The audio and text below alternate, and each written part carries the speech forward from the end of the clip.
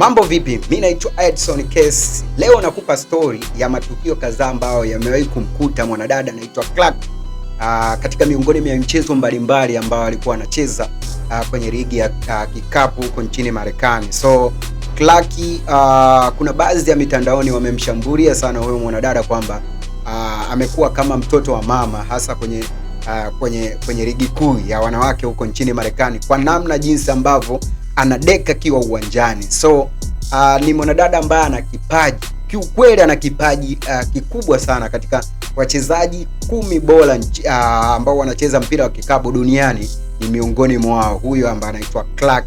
Kama ambavyo namtazama, huyo anafanyiwa matukio mengi zaidi uwanjani, hasa yale ya kupigiwa faulo, lakini bado wanamuona mtoto anadeka, yani kutokana na the way jinsi ambavyo analiact, anajiangusha, akiguswa anajiangusha, labda anakuwa na panic ya hasira akishikwa kidogo. So nimekuja kukuletea matukio, baadhi tu ya matukio ambayo yeye amewahi kufanyiwa, hasa akiwa ndani ya mchezo. Hayo ndo matukio ambayo watu wanamclarify kwamba huyu ni mtoto ambaye anadeka, kutokana na the way jinsi ambavyo anajua kwamba mchezo wa mpira wa kikapu unahitaji nguvu nyingi. Kwa nini yeye anajidekeza? So wewe mwenyewe mtazamaji, unaweza ukaniambia kwamba either Clark anadeka au hadeki, kutokana na matukio ambayo unayatazama hapa.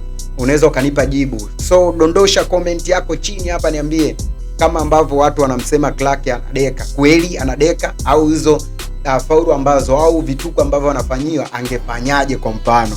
Yes, unaweza ukaniambia hapo kwenye ukurasa wangu wa Instagram. Dondosha comment yako. TikTok kama kawaida, Facebook unapatikana kwa jina la Edson Case. Utakuwa umetisha sana.